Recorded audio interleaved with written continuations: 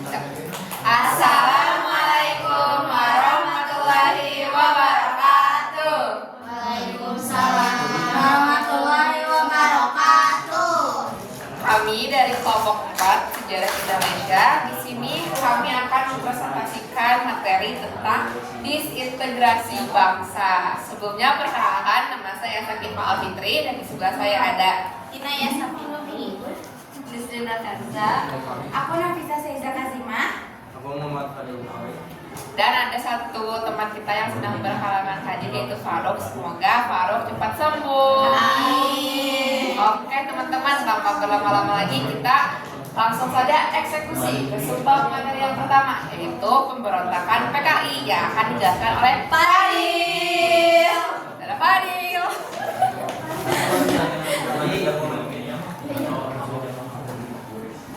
Di sini ada peristiwa G30 SPKI.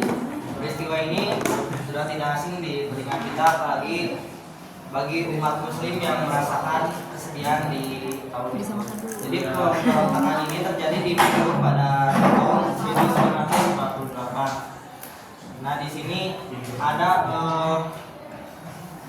masalah-masalah yang harus dihadapi, yaitu yang pertama tuh terjadi saat Indonesia masih berjuang mempertahankan kemerdekaan. Jadi belum lama dari kemerdekaan Indonesia harus digempur oleh bangsanya sendiri. Terus yang kedua tuh situasi politik tidak stabil setelah penjajahan dan violent. Yang ketiga ada kelompok kiri kecewa dan merasa terpinggirkan karena adanya, kalau tidak salah, Pancasila yang membuat kiri itu semakin disingkirkan atau terbelakang karena adanya tokoh-tokoh yang menginginkan jatuhnya pemerintahan kiri. Terus yang keempat tuh Musso. Musso tuh adalah dalang dibalik pemberontakan ini kembali dari Uni Soviet dan membawa ide Republik Soviet Indonesia. Terus di sini ada berbagai tokoh, mulai dari Musso yaitu pemimpin PKI, ada Amir Syarifuddin yaitu ex perdana menteri dari Indonesia, terus Soekarno dan Hatta yaitu presiden dan wakil presiden Republik Indonesia, dan yang terakhir ada Gatot Subroto dan Soeharto yaitu penumpasan PKI. Terus kronologisnya pada 18 September tahun 1948 PKI proklamirkan Republik Soviet Indonesia di Madiun. Yang kedua, mengambil alih pemerintahan lokal dan membunuh lawan politik, yaitu bisa disangkut pautkan dengan kronologi yang tadi. Yang terakhir, pemerintah menyatakan ini sebagai pemberontakan karena sudah menuntaskan beberapa korban jiwa dan merusakkan segala fasilitas. Nah, di sini ada penumpasan dan dampaknya. Jadi penumpasan ini dilakukan oleh Soeharto dan Gatot Subroto. Jadi di sini TNI bertindak cepat dipimpin oleh Gatot Subroto yang tadi. Terus Musso tewas, Musso yang ketua PKI tewas bersama ribuan anggota PKI ditangkap. Terus pemberontakan berhasil ditumpas dalam 2 bulan. Nah, dampaknya pemerintah memperketat pengawasan terhadap kelompok kiri. Salah satunya dengan dibatasinya pembacaan buku kiri, apalagi di Indonesia Bapak kiri yang ada di Indonesia itu kalau tidak salah bernama Tan Malaka, yang akhirnya bukunya ditinggalkan oleh kaum-kaumnya karena kalau kita memiliki atau mempunyai gitu bukti yang kuat atas sejarah-sejarah kiri, maka pada tahun itu kita akan dicap sebagai pembelot atau pemberontak. Contohnya ada banyak ya, salah satunya tuh ayat-ayat kiri yang ditulis oleh Tan Malaka dan Madilog salah satunya. Terus Sabar, operator. meningkatnya ketegangan ideologi di masyarakat yang tadi sudah dijelasin. Terus dukungan internasional terhadap RI menguat. Jadi kita tuh dilirik oleh ya.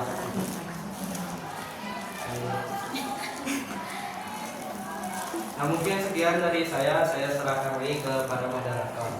Ayo moderator. sudah dijelaskan oleh Fadil tentang pemberontakan oleh PKI. Nah, selanjutnya di sini saya akan menjelaskan tentang pemberontakan gerakan DITI. Mungkin teman-teman udah sering dengar DITI itu. DITI adalah Darul Islam atau Tentara Islam Indonesia. Nah, jadi awal mulanya kenapa bisa terbentuk pemberontakan ini tuh karena Kartosuwiryo itu gak puas sama hasil perjanjian dari perjanjian Fairfield. Nah, makanya Kartosuwiryo itu jadi gak puas sama atas Pancasila dan jadi punya inisiasi buat mendirikan gerakan DITI. Nah, gerakan DITI ini pokoknya negara yang berdasarkan Islam. Jadi asas-asasnya itu saatnya jam 9 dimulai.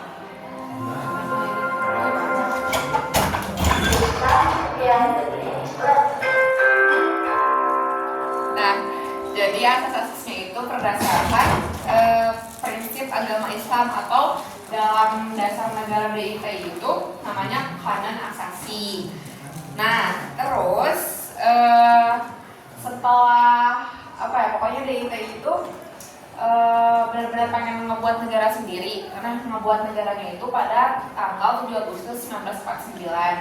Gara-gara Kartosuwiryo itu benar-benar gak puas sama hasil udah merdeka tapi tetap masih mau dijajah sama Belanda gitu. Makanya di sini juga ada pembagian-pembagian daerah yang terkena pemberontakan DITI. Yang pertama itu ada di Jawa Barat. Nah, di Jawa Barat ini istilahnya paling pemeran utamanya gitu. Jadi paling DITI itu terjadinya itu di Jawa Barat karena memang di bawah kepemimpinan Kartosuwiryo juga. Jadi Kartosuwiryo itu adalah benar-benar dalang dari DITI-nya. Nah, juga di selanjutnya bukan ada di Jawa Barat aja, tapi ada di Jawa Tengah di mana di bawah kepemimpinan Amir Fattah. Yang Amir Fattah juga ini merupakan komandan dari Laskar Hizbullah. Nah, tadi Kartosuwiryo itu merupakan pimpinan Sabilillah dan Hizbullah. Terus juga ada di daerah Aceh. Nah, di daerah Aceh ini di bawah kepemimpinan Daud Bereh. Nah, kenapa Aceh itu masuk ke daerah pemberontakan DITI? Karena asalnya tuh sebelum merdeka DITI Aceh itu termasuk daerah yang istimewa. Nah, setelah merdeka Aceh itu masuk ke daerah Karisidenan. Ada yang tahu gak Karisidenan itu apa? Nah, Karisidenan istilahnya itu kabupaten. Jadi Aceh itu merasa daulat gara-gara dia tuh asalnya daerahnya istimewa tapi jadi daerah Karisidenan. Jadi makanya Aceh itu memberontak dan ingin mendirikan negara DITI. Nah, belum beres. DITI. Nah, makanya itu Aceh itu sempat memberontak tapi akhirnya pemberontakan ini telah selesai dengan cara damai. Dengan cara damai antara dua pihak oleh pihak PKI sama pihak Aceh dari Daud Bereh ini. Terus juga di sini ada daerah Sulawesi Selatan. Nah, daerah Sulawesi Selatan ini di bawah kepemimpinan Kahar Muzakkar. Terus juga di sini ada daerah Kalimantan Selatan di bawah pimpinannya Ibnu Hajar. Nah, mereka ini sangat memberontak. Jadi upaya pemberantasan daerah Sulawesi Selatan dan Kalimantan Selatan ini dihukum mati, ditembak mati. Jadi sampai harus turun tangan upaya militer. Next slide. Oke, di sini aku bakal jelasin tentang upaya meredakannya. Yaitu yang pertama itu NKRI-nya itu pengen damai dengan cara kekeluargaan dulu, dengan jalan damai dipimpin oleh Muhammad Natsir. Nah, cara itu ya Muhammad Natsir ini gimana sih kalau kita punya konflik terus pengen damai? Caranya dengan cara kekeluargaan. Muhammad Natsir ini mengajak Kartosuwiryo agar DITI itu kembali lagi kepada negara Kesatuan Republik Indonesia. Namun jalan ini ditolak mentah-mentah oleh Kartosuwiryo. Nah, karena upaya jalan damai aja udah enggak, makanya langsung nih turun upaya militer yang dibawa oleh kepemimpinan Jenderal Nasution. Nah, dalam upaya militer ini banyak juga didukung oleh partisipasi rakyat. Jadi kayak banyak dukungan gitu dari rakyat-rakyatnya. Nah, upaya ini berhasil di mana Kartosuwiryo itu benar-benar dikejar banget, benar-benar dijadiin buronan sampai dikepung sama TNI sama rakyat-rakyatnya. Terus pokoknya Kartosuwiryo itu pokoknya melarikan diri sampai ke atas dari Gunung Geber. Kan di atas tuh udah gak bisa kemana-mana lagi kan, jadi makanya di bawahnya ada TNI, ada rakyat. Nah setelah itu dia tuh istilahnya kalah dengan cara dikepung. Maka dari itu DITI langsung dibubarkan seperti itu. Oke, lanjut di sini ada materi APRA yang akan dijelaskan oleh Nafisa. Jadi di sini aku bakal ngejelasin tentang APRA. APRA teh apa sih? Jadi APRA adalah singkatan dari Angkatan Perang Ratu Adil. APRA sendiri adalah organisasi militer atau paramiliter yang dipimpin oleh Raymond Westerling atau mantan tentara Kenil. Kenil adalah tentara kerajaan Belanda. Nah, APRA ini didirikan pada masa transisi konferensi meja bundar ketika Indonesia berstatus Republik Serikat Indonesia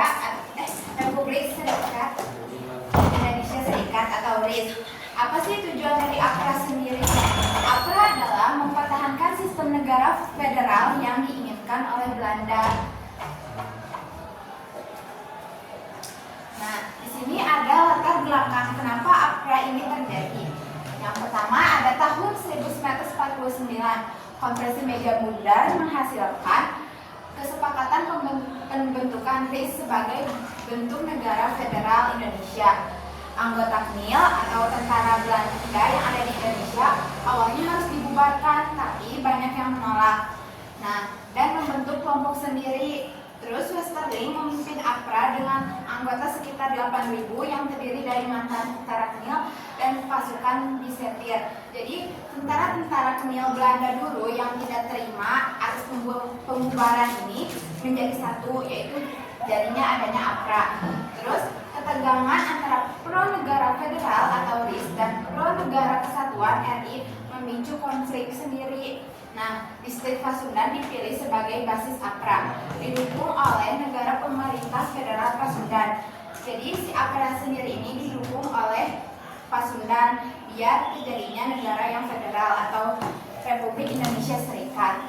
Nah, di sini tuh ada tokoh-tokohnya yang tokoh-tokoh utama dalam APRA sendiri. Yang pertama ada Raymond Westerling, pemimpin APRA. Jadi dia tuh yang paling utama untuk atau ketua dari APRA sendiri yang paling menolak untuk dibubarkannya KNIL. Terus yang kedua ada Andi Agis atau Komandan Militer Negara Bagian. Yang ketiga ada Letkol Adolf Lembong, Kepala Divisi Siliwangi, korban dalam peristiwa pemberontakan. Nah, di sini dijelaskan lebih rinci apa sih tujuan APRA sendiri. Yang pertama, menolak pembentukan Negara Kesatuan Indonesia dan mempertahankan negara federal RIS. Jadi di sini tuh yang KNIL dulu tuh menolak untuk adanya Republik Indonesia, karena kalau adanya Republik Indonesia si KNIL ini pasti dibubarkan. Terus yang kedua ada mempertahankan keberadaan militer sendiri di negara bagian Pasundan dan menolak digabung ke tentara Republik Indonesia. Jadi yang dulunya KNIL itu kan asalnya dibubarkan, tapi diajukan negosiasi bahwa akan digabungkan ke tentara negara Indonesia, tapi mereka tetap menolak. Nah, terus melawan pemerintah pusat yang dipimpin oleh Soekarno dan Hatta. Nah, di sini ada jalannya pemberontakan. Tanggal 23 Januari 1950, APRA melakukan serangan pertamanya di Bandung. Terus, APRA menyerang dan menduduki markas divisi Siliwangi yang dipimpin oleh Letkol Adolf Lembong. Dan setelah dari situ, pertempuran berlangsung secara sengit, menyebabkan kematian Letkol Lembong dan 79 tentara Republik Indonesia Serikat. Nah, setelah pertempuran itu, banyak dari tentara tentara APRA sendiri yang meninggal. Jadi karya belum menang. Nah, terus APRA yang berjumlah sekitar 800 tentara berhasil menduduki beberapa titik strategis. Nah, di balik serangan TNI akhirnya memaksa APRA untuk mundur dan menyerah. Nah, jadi di sini tuh APRA tuh berusaha menyerang daerah Bandung dan Siliwangi, tapi akhirnya banyak yang tumbang. Tapi APRA juga berhasil menempatkan beberapa tentara di lokasi-lokasi strategis. Nah, di balik serangan TNI akhirnya memaksa APRA. Jadi setelah ditempatkan di beberapa titik, APRA pun tetap kalah karena jumlahnya tidak sebanding dengan TNI. Terus ada penumpasan pemberontakan. Nah, pemerintah Republik Indonesia Serikat mengirimkan bala bantuan untuk menumpas pemberontakan APRA. Nah, terus Westerling ditangkap dan kemudian diasingkan ke Belanda. Jadi setelah APRA ini kalah dari TNI itu, pemerintah itu mengupayakan agar APRA ini hilang, dan Westerling selaku sebagai tokohnya ditangkap dan diasingkan. Pemerintah negara bagian Pasundan dibubarkan dan keinginan negara federal mulai runtuh karena APRA sendiri penyerangannya gagal. Jadi otomatis negara federal pun sudah mulai menghilang. Pemberontakan ini menjadi momentum penting untuk membubarkan Republik Indonesia Serikat dan membentuk Negara Kesatuan Republik Indonesia. Nah, dari penyerangan APRA ini memiliki dampak dan akibat. Yang pertama, menandai akhir dari era federalisme dan mempercepat pembentukan negara kesatuan. Terus meningkatkan legitimasi pemerintahan Soekarno-Hatta dan TNI.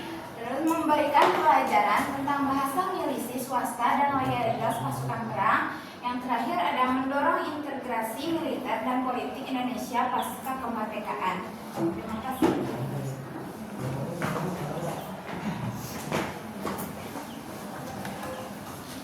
Yang selanjutnya ada pemberontakan Andi Ajis. Pemberontakan Andi Ajis terjadi di Makassar, Sulawesi Selatan. Peristiwa ini berlangsung di bawah kepemimpinan Andi Ajis itu sendiri, yaitu mantan perwira Nederland Disja Reger atau NIL pada 5 sampai 15 April 1950.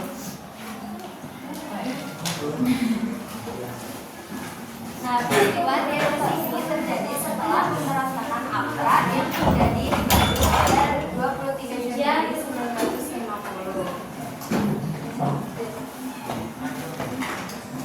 Dan di sini juga ada latar belakang terjadinya pemberontakan Andi Ajis. Setelah Indonesia merdeka, muncullah negara-negara boneka bentukan Belanda. Salah satunya negara Indonesia Timur atau NIR. Lalu jalannya pemberontakan. Pada 5 April 1950, Andi Ajis memimpin pasukannya untuk mengambil alih Makassar. Ia menguasai kota dan melarang pendaratan pasukan APRIS dari Jawa.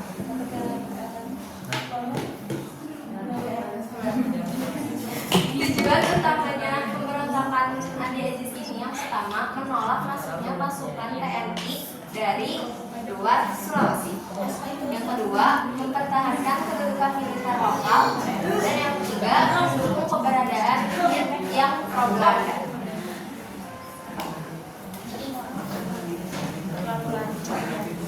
Lalu ada akhir pemberontakannya. Setelah ditangkapnya Andi Ajis, pemberontakan di Makassar perlahan meredah. Pasukan TNI berhasil masuk dan menguasai kembali daerah Makassar tanpa perlawanan besar. NIR semakin melemah karena kehilangan dukungan militer. Dampak dari pemberontakan Andi Ajis. Yang pertama, pemerintah menunjukkan sikap tegas terhadap pemberontakan militer lokal. Lalu yang kedua, pemberontakan ini mempercepat proses pembubaran negara Indonesia Timur atau NIR. Yang ketiga, menjadi bagian dari rangkaian peristiwa menuju pembentukan negara Kesatuan Republik Indonesia pada 17 Agustus 1945. Yang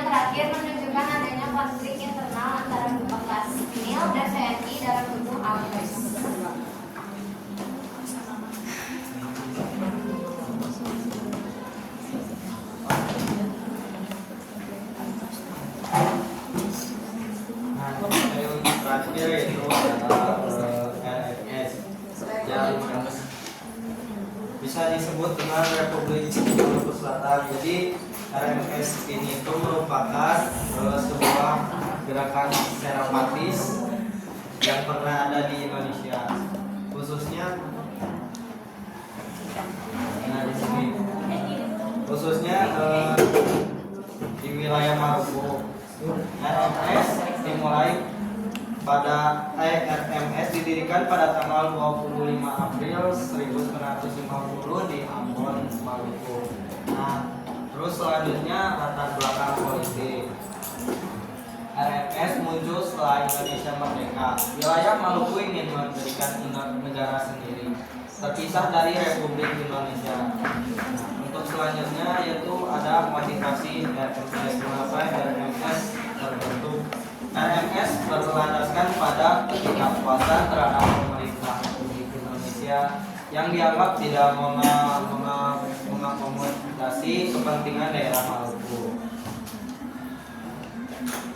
Nah, terus di sini ada tokoh-tokoh utama dari gerakan RMS. Yang pertama ada Sekar Maji Marican Kosuwiryo. Jadi Kosuwiryo itu merupakan pemimpin utama dari RMS yang menginginkan pendirian negara merdeka di Maluku. Yang kedua ada Alphonse Maria. Alphonse Maria merupakan tokoh pendukung RMS yang turut memperjuangkan ide tersebut di wilayah Maluku. Dan yang terakhir ada Jenderal Soekarno. Salah satu pemimpin militer RMS yang terlibat langsung dalam pemberontakan tersebut.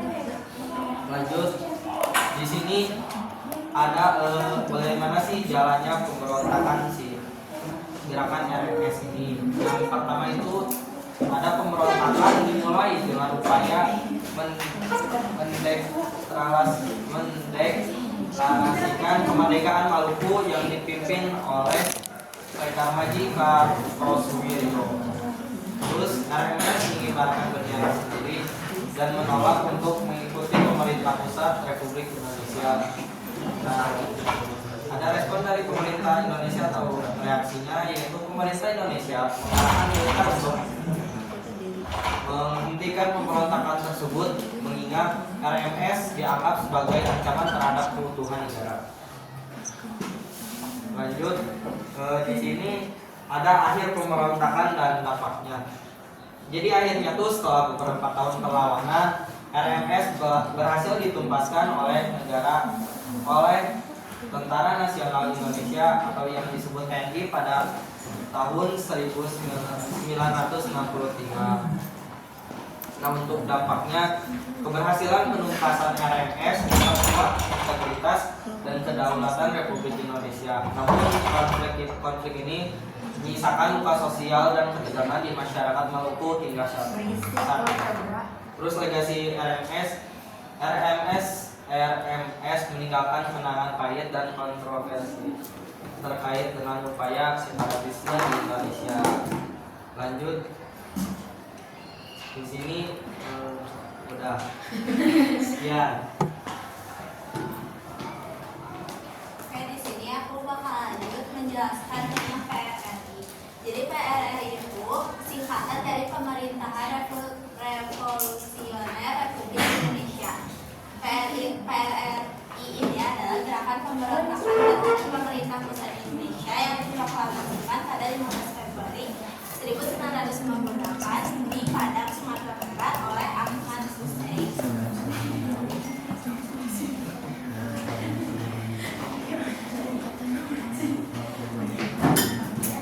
Lalu di sini ada latar belakang terbentuknya PRRI. Jadi awalnya PRRI ini muncul karena ketidakpuasan daerah terhadap pemerintah pusat, terutama soal pembagian hasil kekayaan daerah yang dianggap tidak adil, di mana mereka itu merasa nggak adil kayak pada saat itu tuh pembangunan di Pulau Jawa dan di Pulau Sumatera atau pulau-pulau lainnya itu berbeda. Pada saat itu kayak di Jawa itu lebih diistimewakan gitu, pembangunannya lebih pesat, sehingga mereka tuh merasa nggak puas akan hal itu. Dan juga pada saat itu terjadi kesenjangan ekonomi antara Sumatera dan Jawa. Padahal pada saat itu Sumatera itu menyumbangkan 71% dari angka ekspor Indonesia, sedangkan Jawa hanya 17%. sehingga di mana mereka tuh merasa gak adil, mereka tuh merasa tidak mendapatkan perlakuan yang setara dengan Pulau Jawa pada saat itu. Lalu yang kedua ada ketegangan antara militer di daerah, terutama antara teritorium 4 atau Diponegoro dan antara teritorium 1 atau Bukit Barisan dengan pemerintah pusat. Lalu yang ketiga ada persaingan politik antara tokoh-tokoh sipil dan militer daerah dengan pemerintahan pusat di bawah Perdana Menteri Ali Sastromidoyo dan kemudian Juanda Kartawijaya. Nah, dari hal ini juga mereka tuh mengajukan tuntutan untuk membubarkan kabinet Juanda. Lalu yang terakhir ada keinginan untuk desentralisasi kekuasaan atau pemerintah yang tidak terlalu tersentral di Jakarta. Dari hal ini juga membuat mereka itu mengajukan tuntutan untuk mengganti pemerintahan sementara hingga pemilihan selanjutnya oleh Muhammad Hatta dan Sultan Hamengkubuwono IX. Lalu yang Soekarno-nya juga disuruh kembali ke konstitusi orangnya.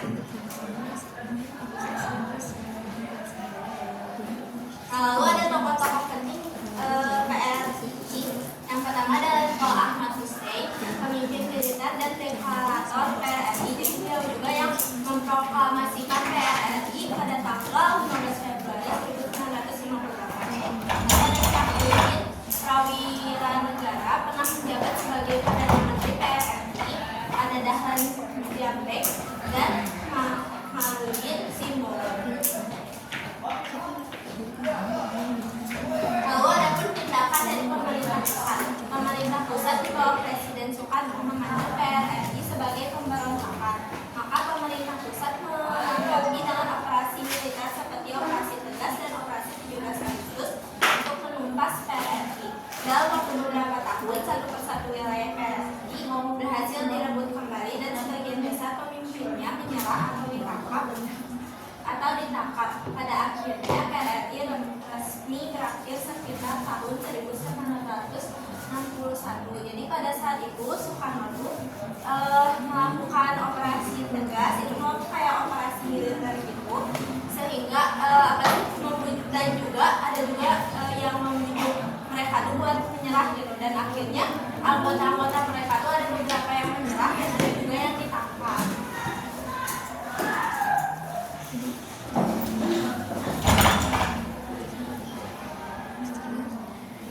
Lalu yang terakhir ada dampak pemberontakan PRRI.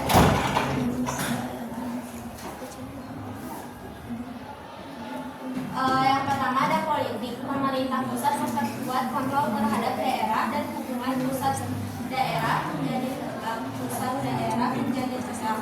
Jadi pada saat itu juga setiap daerah-daerahnya itu hubungan politiknya itu terasa menjadi lebih tegang.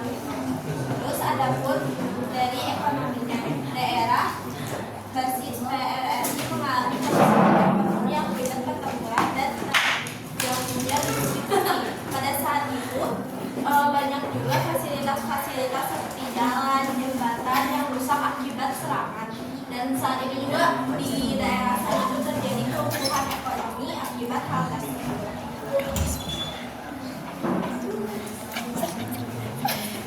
Lalu yang ketiga ada dampak sosialnya. Terjadi pengungsian massal pada saat itu akibat banyaknya serangan. Banyak juga rumah warga yang terkena dampak dari serangan tersebut. Ada pun korban sipil. Pada saat itu juga terjadi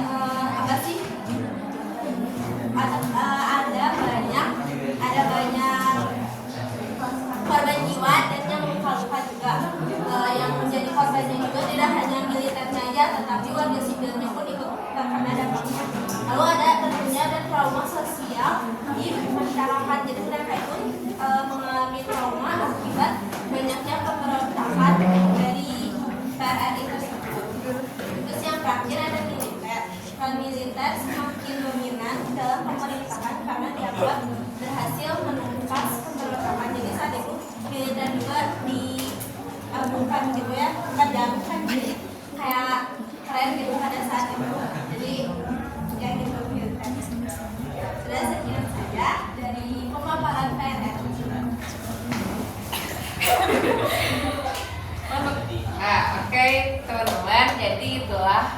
kelompok 4 yang telah memaparkan materi tentang disintegrasi bangsa. Pokoknya kesimpulannya disintegrasi bangsa itu adalah fenomena di mana kehilangan persatuan, keutuhan, dan bahkan tatanan masyarakat. Jadinya penyebab-penyebab itu seperti faktor ideologi, faktor struktural, dan faktor intelektual dan lain-lain.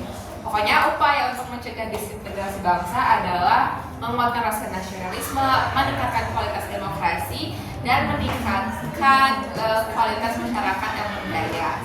Gitu. Semoga apa yang bisa kita sampaikan bisa dipahami oleh teman-teman semua. Sekian dan terima kasih. Wassalamualaikum warahmatullahi wabarakatuh. Waalaikumsalam warahmatullahi wabarakatuh. Dari Mas